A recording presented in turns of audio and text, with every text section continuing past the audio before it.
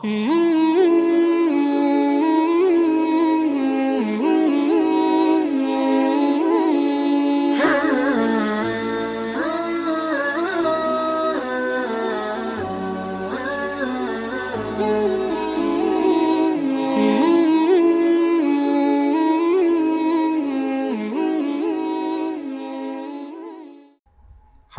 rahimakumullah, mari kita ikhlaskan niat kita masing-masing, kita ngaji lillahi ta'ala. Kita masih dalam pembahasan buku Membina Keluarga Sholihah sampai pada suami terhadap istri.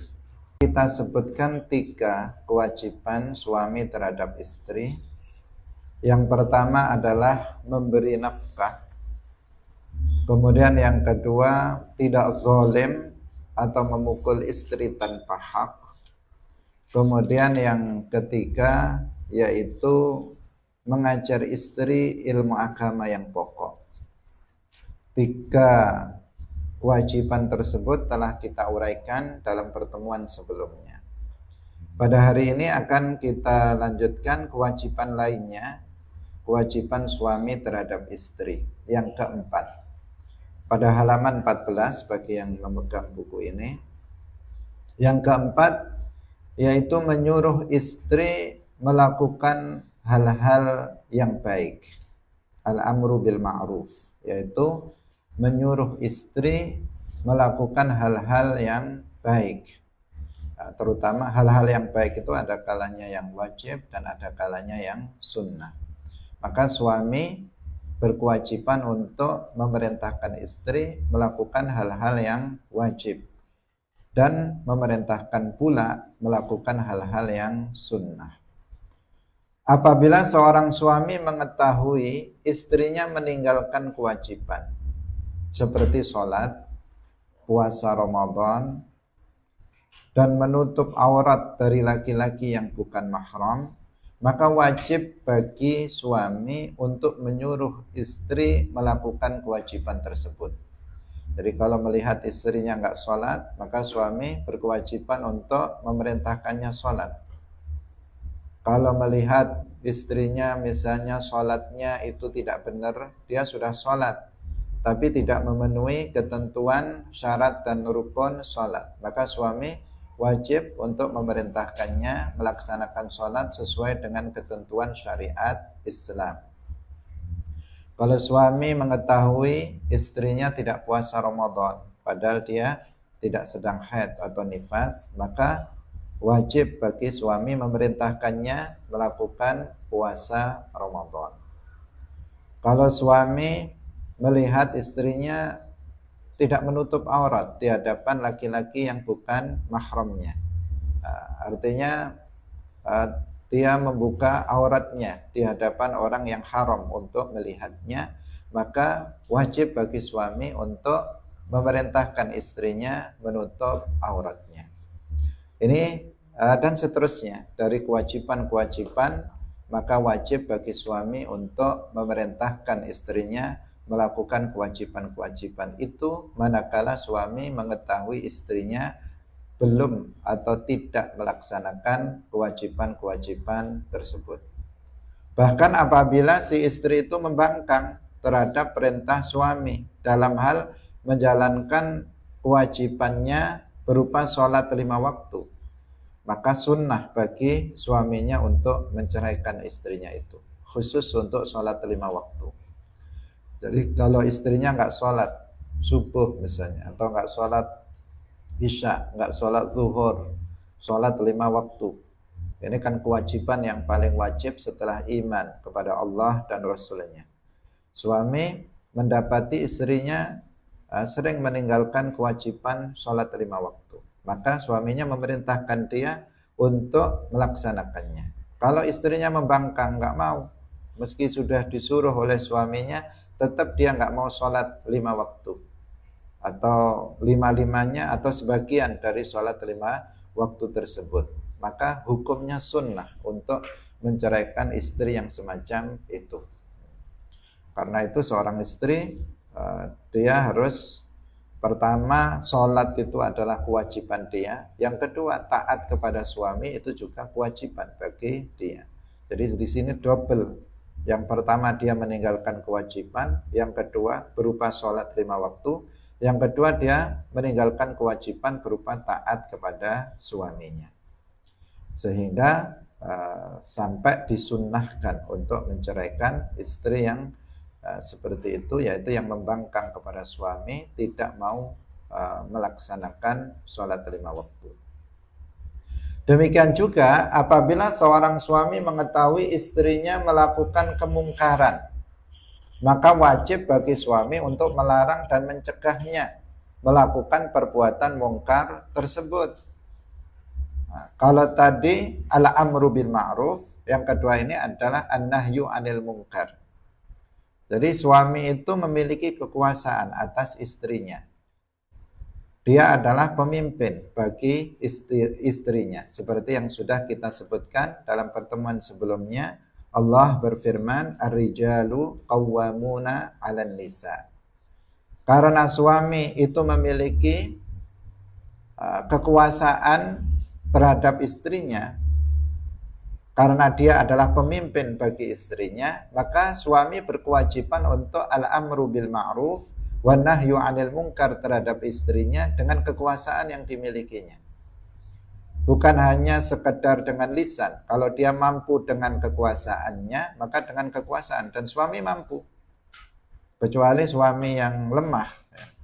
Mestinya suami nggak boleh lemah di hadapan istrinya, maksudnya. Tidak boleh lemah di hadapan istrinya. Menjadi suami takut istri atau suaminya dijajah oleh istrinya, karena ada yang seperti itu juga, ada yang seperti itu. Sebagai seorang pemimpin semestinya suami itu memiliki kekuasaan di depan istrinya. Istri harus taat terhadap suaminya, sehingga suami memiliki kewibawaan, memiliki kekuasaan di hadapan istrinya. Dan dalam hal al-amru bil ma'ruf wan nahyi 'anil munkar, seorang suami bisa melakukannya biyadihi, dengan tangannya, karena dia mampu dengan tangannya. Kalau misalnya lihat istrinya nggak sholat misalnya, maka langsung ditarik saja tangannya, disuruh wudhu dan diajak sholat ke tempat sholat. Kalau lihat misalnya istrinya duduk-duduk dengan tetangganya ghibah, langsung saja didatangi, ditarik tangannya, misalnya ayo kita pulang ke rumah misalnya, daripada ghibah, mengghibah orang lain. Nah, tentu bukan dengan cara yang kasar, tetapi dia bisa melakukan dengan kekuasaan yang dimiliki oleh suami. Kalau misalnya istrinya berzina, maka dia juga bisa langsung misalnya mengingkarinya dengan kekuasaan yang dimilikinya, dengan tangannya. Karena seorang suami adalah pemimpin bagi istri. Dan dalam metode al-amru bil ma'ruf wan nahyu 'anil munkar, itu yang pertama, ketika seseorang itu memiliki kemampuan untuk mengingkarinya dengan tangannya, maka dia wajib untuk mengingkarinya dengan tangannya. Harus diwaspadai oleh para suami adalah perbuatan dayyasah, untuk menjadi dayus. Dayus itu bagaimana? Yaitu apabila seorang suami membiarkan istrinya atau anak perempuannya melakukan zina, padahal dia mampu untuk mencegah dia dari melakukan zina tersebut. Dia bisa untuk melarangnya. Dia bisa untuk mencegah istri atau anak perempuannya melakukan zina. Tetapi dia nggak peduli. Dia nggak peduli dengan istrinya. Dibiarkan istrinya berzina. Dibiarkan anak perempuannya berzina. Nah, maka orang laki-laki seperti ini namanya dayus. Dan itu adalah salah satu dosa besar, minal kabair, tergolong sebagai dosa besar yang harus diwaspadai. Apa ada laki-laki yang seperti itu? Ada. Meskipun laki-laki yang normal, semestinya suami yang normal, dia tidak akan pernah rela atau ridho istrinya itu berzina dengan laki-laki yang lain, anak perempuannya berzina dengan laki-laki yang lain. Tapi nyatanya ada juga laki-laki yang nggak normal dengan pengertian nggak biasa sebagaimana yang semestinya, kemudian justru bahkan dia menjual istrinya. Ada yang kayak gitu, istrinya suruh cari duit dengan cara misalnya berzina, anaknya disuruh kerja di lokalisasi misalnya untuk uangnya diambil oleh suaminya. Ada yang kayak seperti itu bukan hanya dia membiarkan istri dan anak perempuannya berzina, tetapi bahkan dia menyuruh, memerintahkan, memfasilitasi istri dan anaknya berzina. Dosanya adalah dosa yang sangat besar. Bahkan di dalam hadis disebutkan salasatun la yadkhulunal jannah abadan.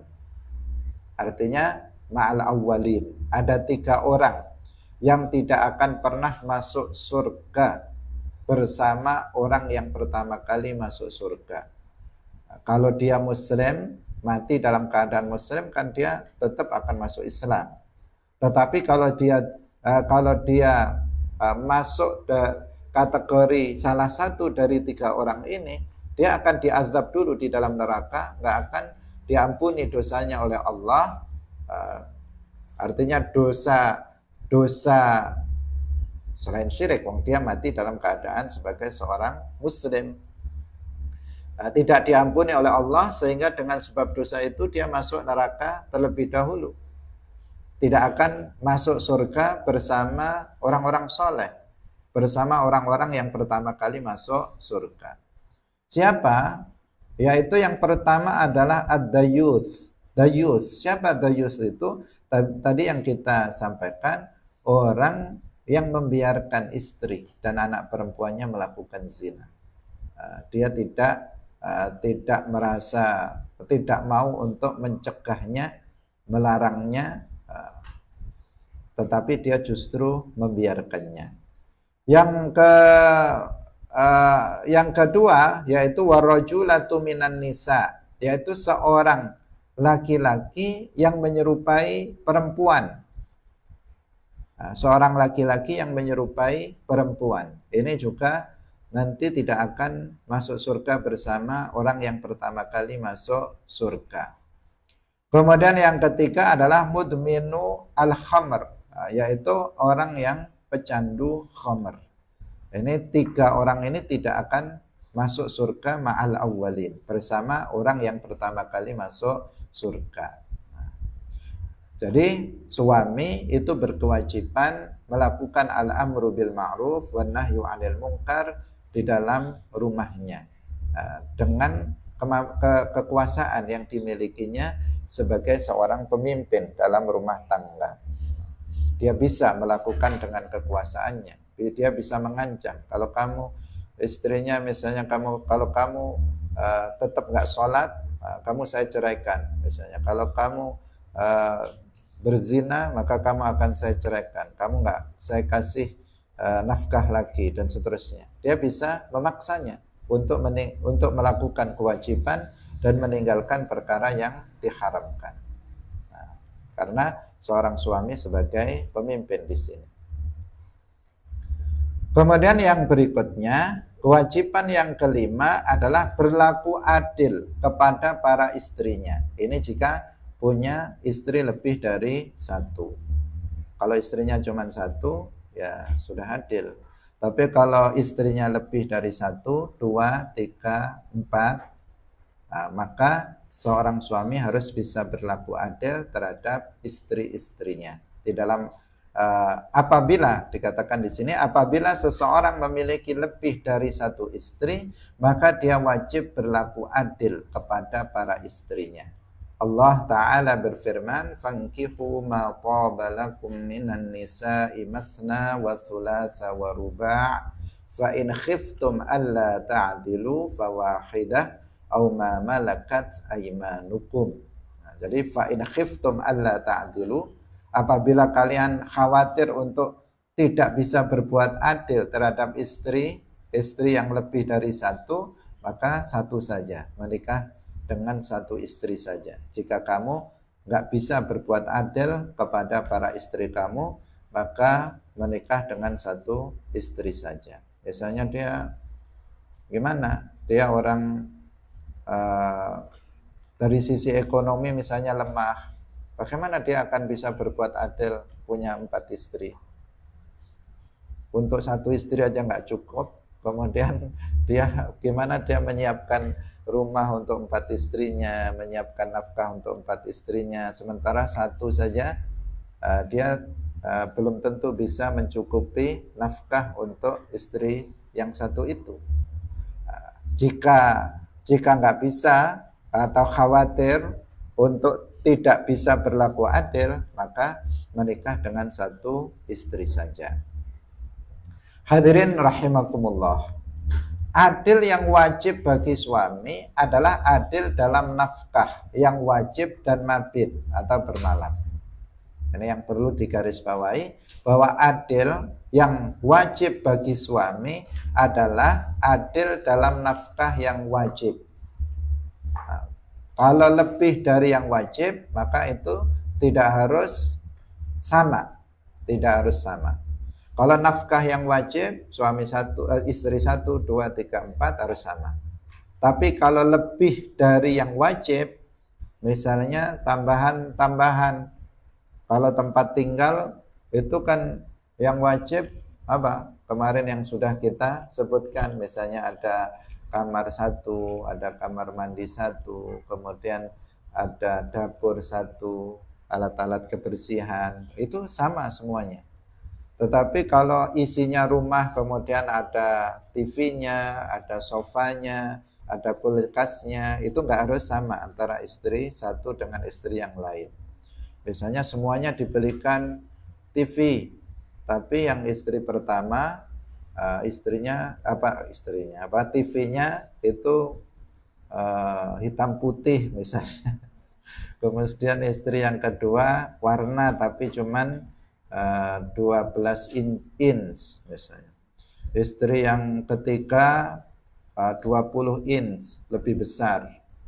Istri yang keempat karena masih muda, kemudian dibelikan TV kayak bioskop misalnya di rumahnya. Itu apa? Seandainya beda, itu nggak masalah. Dan tidak ada hak bagi istri pertama, kedua, ketiga tadi itu untuk menuntut. Saya kok dikasih hitam putih, itu nggak ada hak bagi dia untuk menuntut, karena itu nafkah yang bukan wajib, tetapi nafkah yang lebih dari yang wajib. Kalau misalnya seperti kulkas dan semacamnya, itu juga yang bukan wajib. Tetapi seorang suami jika melakukan itu, maka ya siap-siap akan terjadi perang di antara istri-istrinya. Meskipun itu sebenarnya tidak diwajibkan bagi seorang suami untuk menyamaratakan dalam nafkah yang tidak wajib itu. Tapi kalau itu dilakukan, maka nggak akan bisa mendapatkan ketentraman. Bagaimana istri yang pertama mau terima jika beda, meskipun itu bukan dalam nafkah yang wajibah. Meskipun dia paham sebagai seorang perempuan solihah, misalnya dia harus tahu yang wajib itu ini, yang lebih itu tidak wajib, tapi akan sangat sulit. Akan sangat sulit dia untuk menata hatinya untuk bisa terima dengan kondisi bahwa suami membedakan antara istri pertama, kedua, ketiga, keempat dalam hal nafkah meskipun itu yang bukan wajib. Di sini dituntut kebijakan dari seorang suami, meskipun itu dalam hal nafkah yang bukan wajib. Ini soal etika. Kalau dalam soal hukum, maka yang harus sama itu adalah nafkah wajibah. Dalam hal mabit itu juga harus sama. Mabit itu menginapnya. Kalau misalnya di rumah istri yang pertama itu 2 malam, rumah istri yang kedua, ketiga, keempat juga 2 malam, 2 malam, 2 malam. Kalau di istri yang pertama 1 minggu, maka istri yang kedua 3, 4 itu juga 1 minggu sama. Kalau di rumah istri yang pertama itu 1 malam, maka di rumah istri yang lain juga 1 malam. Jadi harus sama. Nggak boleh beda, yang satu 1 malam, yang satu 2 malam, yang satu 4 malam misalnya. Nggak boleh beda. Kalau itu namanya nggak adil. Karena dituntut keadilan di sini dalam hal nafkah wajibah dan juga dalam masalah mabit. Jadi mabit itu menginapnya saja. Dia berdiam bersama istrinya di rumah itu harus di rumah istrinya itu harus sama. Bukan yang dimaksud tidak disyaratkan harus melakukan hubungan suami istri. Kalau misalnya di rumah istri pertama dia melakukan hubungan suami istri, tidak disyaratkan di istri yang kedua juga dia melakukannya. Di suami yang ketiga dia juga harus melakukannya. Di suami yang keempat dia juga harus melakukannya. Enggak disyaratkan seperti itu. Tidak disyaratkan. Tetapi yang wajib itu adalah dia adalah dalam hal mabitnya, menginapnya di rumah istri tersebut itu yang volumenya itu harus sama. Tidak boleh dibedakan satu dengan yang lain. Sedangkan dalam nafkah, ini yang tertulis kita baca, sedangkan dalam nafkah yang lebih dari yang wajib, tidak wajib bagi suami untuk menyamaratakan antara istri-istrinya. Misalnya suami memberikan kulkas pada istri pertama, tidak wajib baginya memberikan kulkas pada istri yang lainnya. Dalam mabit, meskipun tadi sudah kita sampaikan, dalam hal menjaga kerukunan itu ya suami harus bisa bijak dalam masalah ini. Dalam mabit bermalam suami harus menyamaratakan. Jika istri yang pertama 1 malam, maka yang lain juga 1 malam. Jika istri pertama 2 malam, maka istri yang lain juga 2 malam dan seterusnya. Namun tidak diwajibkan untuk menyamaratakan dalam jima hubungan badan. Jika suami menjima istri pertama, tidak wajib baginya untuk menjima istri yang lainnya. Itu. Adapun dalam masalah cinta yang ada di dalam hati, cinta letaknya di dalam hati, bukan di lisan. Kalau di lisan semua orang bisa mengatakan cinta. Tetapi cinta yang ada di dalam hati, maka tidak wajib bagi suami untuk menyamaratakannya di antara semua istrinya. Karena hati itu ya sulit untuk mengendalikannya, sulit untuk mengaturnya. Hati itu berbolak-balik, bisa berubah-ubah. Sehingga dikatakan yusammal qalban likathrati taqallubihi. Hati itu disebut qalb dalam bahasa Arab karena banyak taqallub. Taqallub itu berubah-ubahnya. Dalam hitungan detik bisa berubah-ubah. Cinta itu juga bisa berubah-ubah yang ada dalam hati. Dulu dia sangat cinta kepada istrinya yang pertama, bisa kemudian tergerus cintanya, berubah cintanya pada yang lain. Bisa seperti itu. Tergantung istri itu bisa merawat cinta suami apa enggak kepada dia. Nanti akan ada di bab khusus bagaimana merawat cinta suami terhadap istri. Biar suaminya tetap cinta sampai mati, itu bagaimana caranya? Itu ada tata caranya di belakang nanti. Iya, karena cinta itu bisa berubah. Dulu ketika sebelum menikah, dia sudah mengatakan cinta mati katanya sama perempuan, sama calon istrinya. Saling mencintai satu dengan yang lainnya. Tetapi kalau nggak dirawat, cinta itu tidak dirawat, maka bisa hilang, bisa berkurang, bisa hilang, dan bisa berpindah kepada orang lain. Karena itu penting bagi suami maupun istri itu untuk menjaga cintanya itu. Dikatakan di sini tidak wajib untuk menyamaratakan cinta yang ada di dalam hati. Volumenya nggak bisa sama istri ini pertama, kedua, ketiga, keempat, nggak bisa sama. Gimana mau menyamakannya? Nabi saja tidak mampu untuk menyamaratakannya. Kita baca di sini nanti Karena manusia tidak memiliki kemampuan untuk menyamaratakan cintanya pada semua istri. Inilah maksud dari firman Allah Ta'ala, وَلَا تَسْتَطِيعُوا أَن تَعْدِلُوا بَيْنَ النِّسَاءِ وَلَوْ حَرَصْتُمْ. Dan kalian tidak akan mampu berbuat adil di antara istri-istri, meskipun kalian telah berusaha sekuat tenaga untuk menyamaratakan cinta itu, kamu nggak akan bisa. Meskipun kamu berusaha sekuat tenaga, tidak akan mampu. Ini yang dimaksud oleh ayat ini. Bukan berarti bahwa nggak ada laki-laki yang bisa berbuat adil dalam semua hal. Karena ada sebagian orang pada masa sekarang yang dia berkesimpulan bahwa poligami itu nggak ada di dalam Islam. Dasarnya adalah dia menggabungkan antara dua ayat. Ayat yang pertama yang tadi kita baca, fa in khiftum alla ta'dilu fawahidah. Jika kalian itu khawatir untuk tidak bisa berbuat adil, maka nikah satu saja. Nah, sementara dalam ayat yang lain ditegaskan bahwa kalian nggak akan bisa berbuat adil. Berarti cuma satu saja, nggak boleh lebih dari satu. Tapi prakteknya Nabi poligami, para sahabat pada poligami. Banyak para ulama yang juga poligami. Masa mereka kemudian melanggar ketentuan syariat? Tentu saja tidak. Tentu saja tidak. Maka dalam memahaminya itu yang harus benar.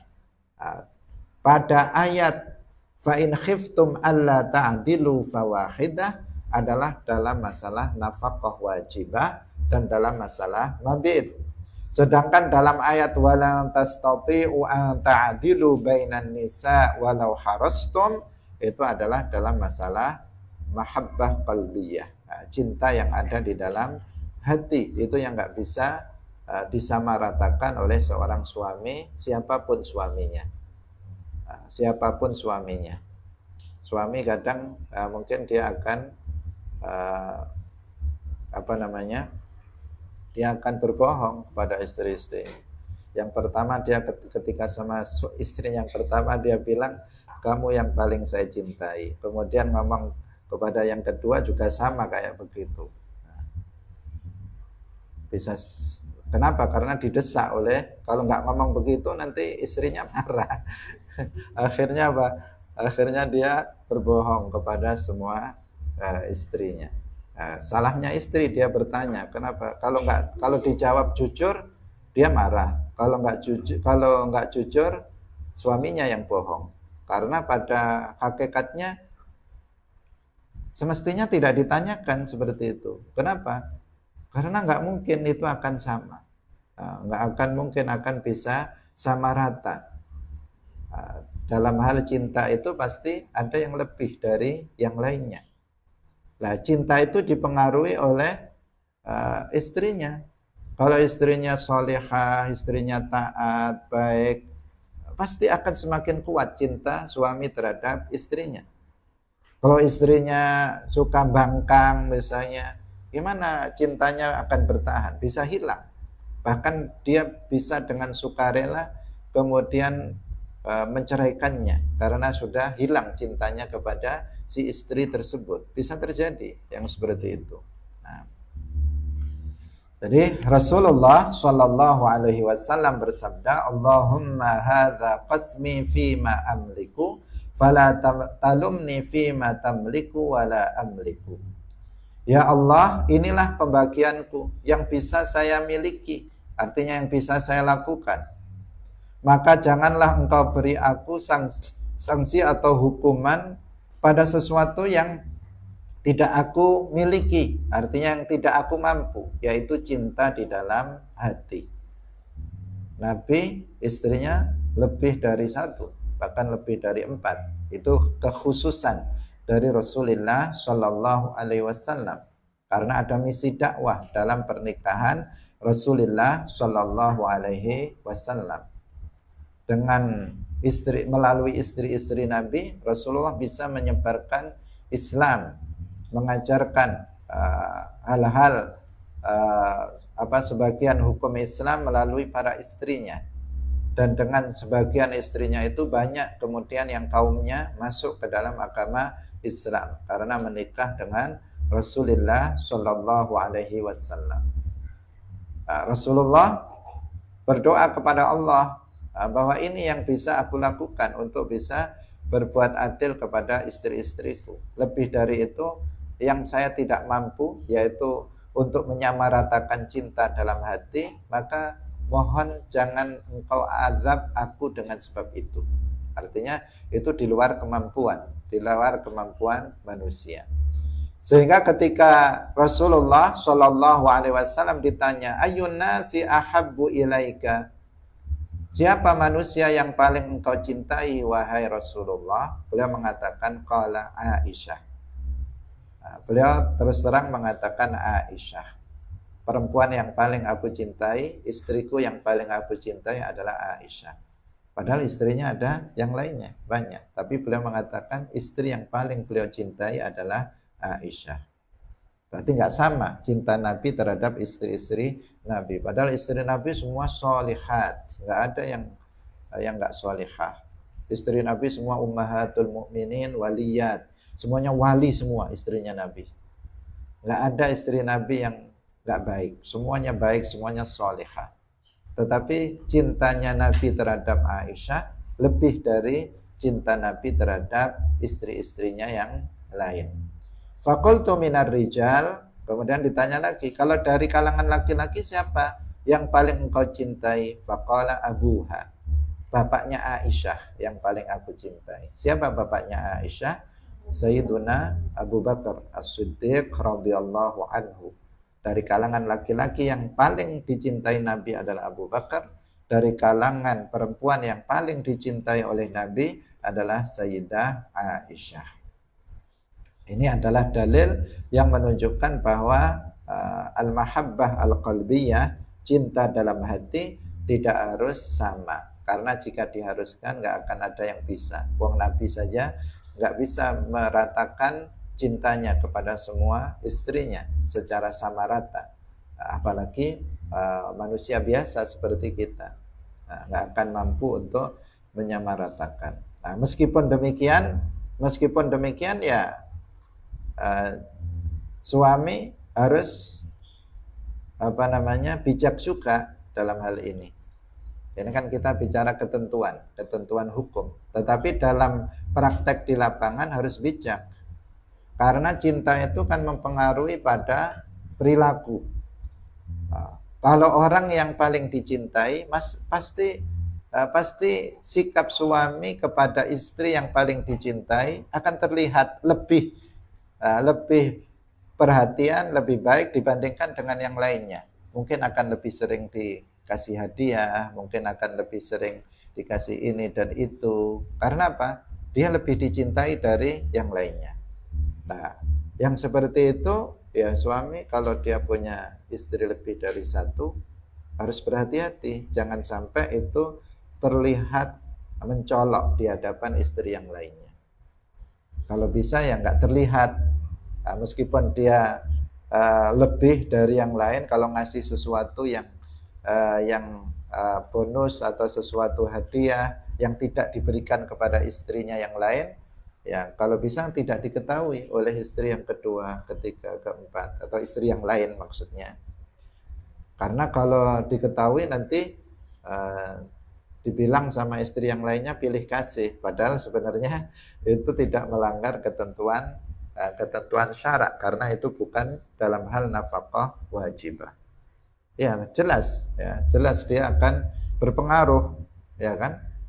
Cinta itu akan berpengaruh terhadap sikap suami terhadap istri. Kalau suami nggak begitu cinta kepada istri yang ini, pasti perhatiannya kurang. Mungkin jarang dia dikasih hadiah. Tetapi terhadap istrinya yang lebih dia cintai, maka perhatiannya akan lebih. Nah itu. Karena itulah pentingnya seorang istri itu mendapatkan cinta yang maksimal dari suaminya untuk mendapatkan kebahagiaannya di dalam berkeluarga. Hadirin rahimakumullah. Ini kita sampaikan antara yang ini adalah ketentuan hukumnya dan bagaimana yang semestinya seorang suami itu bersikap. Nah, meskipun saya juga belum praktek, artinya apa? Kita kan membayangkan sebuah atau kita mendengar apa yang yang terjadi pada sebagian orang, yang sering terjadi konflik dalam rumah tangga poligami akibat ya seorang suami itu memberlakukan hukum secara kaku, sehingga dia yang penting nggak melanggar syara itu saja, tetapi dia tidak memperhatikan bagaimana nanti hati istri-istrinya yang lain kemudian tidak ridho dan sebagainya, yang meskipun tidak melanggar ketentuan syara tetapi kemudian akan menyakiti istrinya atau bisa merusak kebahagiaannya atau bahkan merusak kebahagiaan keluarga secara umum. Hadis ini menunjukkan bahwa Rasulullah Shallallahu Alaihi Wasallam lebih mencintai Aisyah dari istri-istri lainnya. Nah, ini dalam hal kewajiban berbuat adil. Tapi ini khusus untuk laki-laki yang berpoligami. Yang enggak ya enggak, karena ya pasti sama, cuma satu. Kemudian yang berikutnya adalah berakhlak mulia dengan istri. Berakhlak mulia pada dasarnya wajib kepada siapa saja, tetapi kaitannya dengan istri, maka seorang suami itu diwajibkan untuk berakhlak mulia dengan istri. Kemarin sudah kita jelaskan kapan seseorang itu dikatakan dia berakhlak mulia. Apabila dia mampu berbuat baik kepada siapa saja, termasuk kepada istrinya. Ketika seseorang itu bersabar ketika disakiti oleh orang lain, ketika seseorang itu mampu untuk menahan mulutnya, tangannya, kakinya, dan anggota badan lainnya dari menyakiti orang lain, maka orang itu disebut orang yang berakhlak mulia secara umum. Makna atau kriteria akhlak mulia secara umum. Nah, di sini dikatakan salah satu tujuan pernikahan adalah membentuk keluarga yang mawaddah warahmah, penuh cinta dan kasih sayang, dan sakinah, penuh dengan kedamaian dan ketenangan. Itu salah satu tujuannya. Ya kan? Orang menikah itu kan pengen senang, bukan pengen susah, bukan pengen menderita. Kalau habis menikah terus menderita, ya untuk apa menikah? Habis nikah terus susah. Awalnya belum menikah senang, setelah menikah malah susah. Ya nggak sesuai dengan tujuan dari menikah. Nah, jadi yang diharapkan orang menikah itu adalah mawaddah warahmah, hidup penuh dengan cinta dan kasih sayang, penuh dengan kedamaian dan ketenangan, sebagaimana disebutkan di dalam Al-Quran, wa min ayatihi an khalaqa lakum min anfusikum azwajan litaskunu 'alaiha wa ja'ala bainakum mawaddatan wa rahmah inna fi dzalika laayatil liqaumin yatafakkarun. Itu tujuan dari pernikahan. Nah, untuk meraih tujuan tersebut, maka dalam bergaul dengan istrinya, seorang suami harus mengedepankan akhlak mulia terhadap istri. Allah berfirman, wa'ashiruhunna bil ma'ruf. Ini kunci, ini kata-kata pendek dalam Al-Quran disebutkan, tetapi jika diamalkan dampaknya akan sangat luar biasa. Pesan bagi para suami. Saya kalau menyampaikan ceramah walimatul urs, ini yang pokok yang kita sampaikan. Pesan untuk suami, untuk para suami adalah wa'ashiruhunna bil ma'ruf. Ini dalam Al-Quran. Artinya bergaullah kamu dengan istri-istrimu dengan pergaulan yang baik. Bagaimana baik itu? Bertutur kata yang baik, yang sopan, yang lemah lembut, tidak membentak, tidak berkata yang kasar, tidak mencaci, tidak menghina. Itu namanya bergaul dengan pergaulan yang baik. Sikapnya baik, tidak tidak memukul, tidak berlaku kasar dengan tangan dan kakinya. Itu namanya apa? Bersikap yang baik, berakhlak yang mulia, tidak menyakiti. Mulutnya, lisannya tidak menyakiti istrinya dengan ucapan-ucapannya, sikapnya, perbuatan kaki dan tangannya juga tidak menyakiti istrinya. Nah, berbuat baik kepada itu kepada istri. Itu yang dimaksud wa'ashiruhunna bil ma'ruf.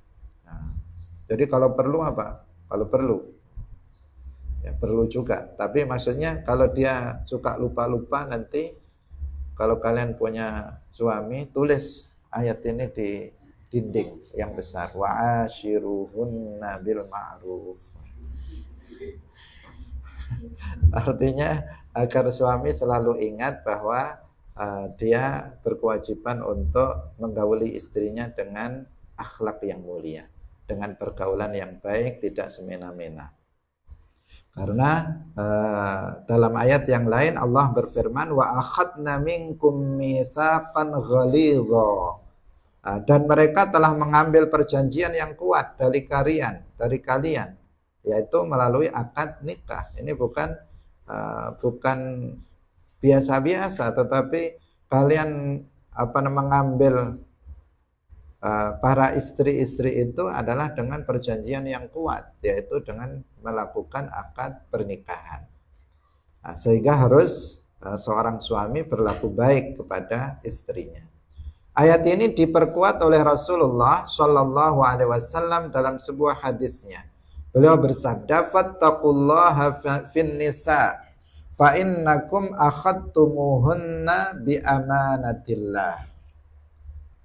Bertakwalah kalian pada Allah dalam bergaul dengan istri, karena kalian mendapatkan mereka dengan amanah Allah.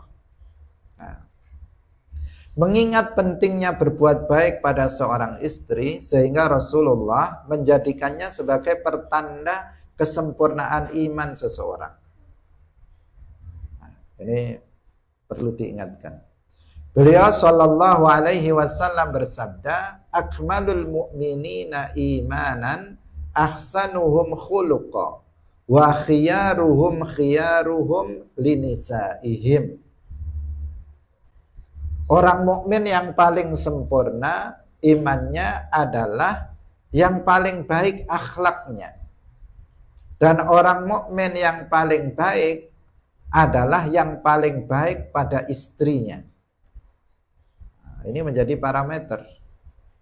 Seorang laki-laki itu baik atau enggak, parameternya adalah pada suaminya. Baik enggak dia sama istrinya? Kalau dia baik sama istrinya, maka berarti dia laki-laki baik. Jika dia enggak baik sama istrinya, maka dia bukan laki-laki baik. Meskipun dia baik sama tetangganya, baik sama teman-temannya, dan seterusnya. Dalam hadis yang lain Rasulullah Shallallahu Alaihi Wasallam bersabda, khairukum li ahlihi wa ana khairukum li ahlihi. Sebaik-baik kalian adalah yang paling baik pergaulannya pada istrinya, dan aku adalah orang yang paling baik pada istriku. Ini penting untuk juga dihafalkan dan dipahami oleh para suami.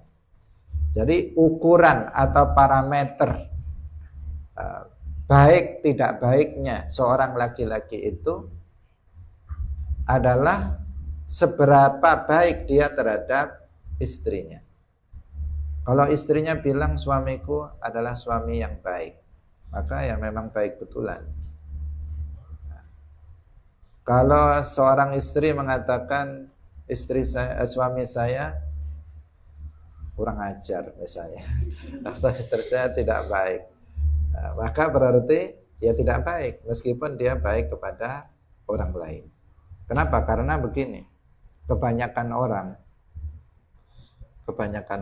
banyak para laki-laki atau suami itu yang baik ketika justru dengan orang lain. Jadi kalau dengan temannya baiknya luar biasa, kalau dengan tetangganya baiknya luar biasa. Tetapi ketika dengan istrinya dia nggak baik kepada istrinya. Itu banyak yang seperti itu. Jadi baik keluar, tetapi di dalam dia tidak baik. Demikian juga sebaliknya, istri juga banyak yang seperti itu. Dengan tetangga baik, dengan temannya baik, tetapi dengan suaminya dia tidak baik. Nah, banyak yang seperti itu, karena ketika seorang laki-laki dan perempuan telah melakukan sebuah akad pernikahan, mereka kan orang yang paling tahu satu dengan yang lain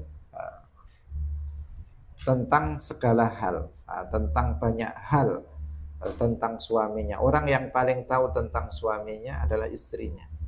Orang yang paling tahu tentang istrinya, seorang perempuan, adalah suaminya. Tahu semuanya. Maksudnya semuanya itu kebanyakan tentang istrinya, itu dia mengetahuinya. Karena semuanya terbuka ketika seseorang sudah menikah. Nah, disinilah kemudian yang menjadikan keduanya atau salah satu dari keduanya kemudian merasa apalagi ketika dia melihat aib dari pasangannya, kemudian dia menjadi tidak baik terhadap pasangannya tersebut. Nah, itu yang harus diwaspadai. Ketika melihat orang lain, dia jadinya seakan-akan orang lain lebih baik daripada istrinya. Atau kebalikannya, dia melihat laki-laki lain lebih baik daripada suaminya. Karena dia telah melihat aib pasangannya, dia belum melihat aib orang lain. Padahal bisa jadi lebih parah dia. Kelihatannya saja dari luar baik, tetapi sesungguhnya itu tidak baik ketika dia sudah menikah. Hadirin rahimakumullah. Jadi parameternya adalah pada penilaian istri. Jika istrinya mengatakan suamiku ini adalah laki-laki yang soleh, maka dia soleh. Meskipun ini tidak mutlak ya, tidak mutlak karena penilaian seorang istri bisa keliru, Karena ini juga tergantung bagaimana sikap istrinya, sikap daripada istrinya. Istrinya rata-rata istri itu kalau apa yang dia inginkan dikasih, dia bilang suaminya baik, ya kan? Apapun yang diminta, misalnya minta ini dikasih, minta ini dikasih, minta ini dikasih, maka istrinya bilang suamiku baik. Kalau penilaiannya cuma itu, ya tentu saja tidak bisa dibuat sebagai parameter. Tetapi yang di sini yang disampaikan oleh Nabi Shallallahu Alaihi Wasallam adalah bahwa orang yang paling baik adalah orang yang paling baik terhadap istrinya. Artinya ketika seseorang itu baik terhadap istrinya, maka dia juga baik kepada tetangganya, baik kepada temannya, dan seterusnya. Tetapi kalau seseorang baik kepada temannya, belum tentu dia baik kepada tetangganya, belum tentu dia baik kepada istrinya. Tapi kalau seseorang sudah baik kepada istrinya, maka dia juga akan baik kepada yang lainnya. Sehingga dikatakan sebaik-baik seorang laki-laki adalah yang paling baik terhadap istrinya. Nah, hadirin rahimakumullah.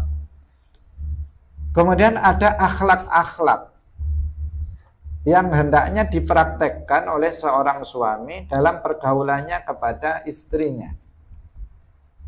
Nah, yang akhlak-akhlak ini secara umum sebenarnya semua akhlak mulia yang diajarkan oleh Nabi itu hendaknya diterapkan oleh setiap muslim. Ini kaidah umumnya. Nah, kaidah umumnya kita diperintahkan untuk berakhlak mulia kepada siapapun, kepada istri atau yang bukan istri, kepada suami atau yang bukan suaminya, semuanya berbuat baik secara tanpa pandang bulu.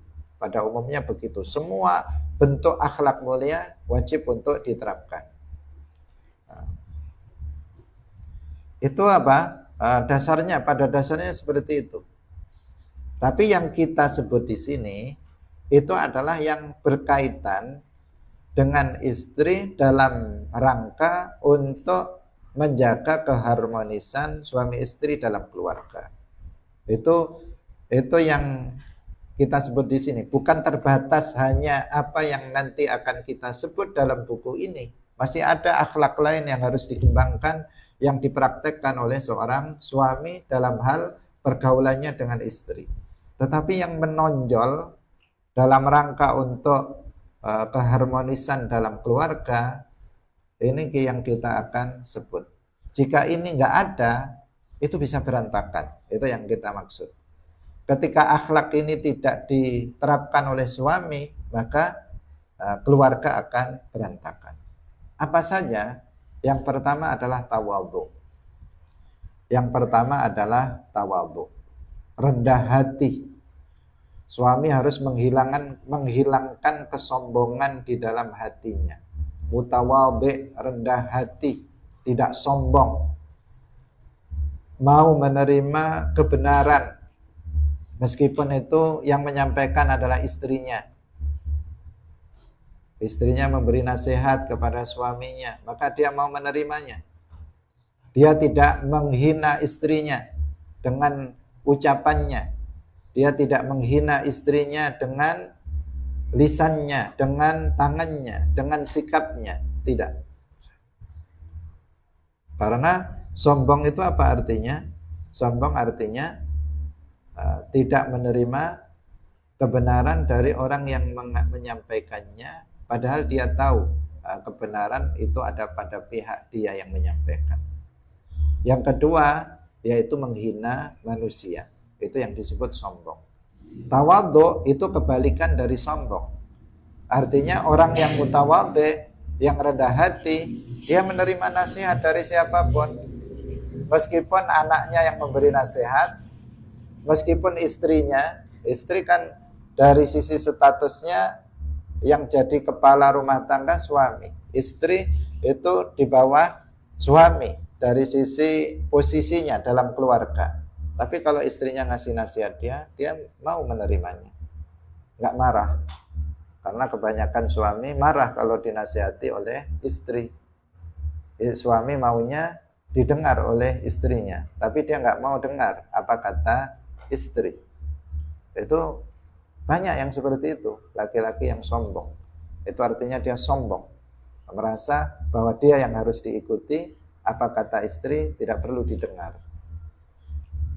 Itu sombong namanya, dan itu merusak dalam keluarga. Keharmonisan keluarga itu nanti akan rusak apabila suami itu sombong, tidak mau menerima nasihat.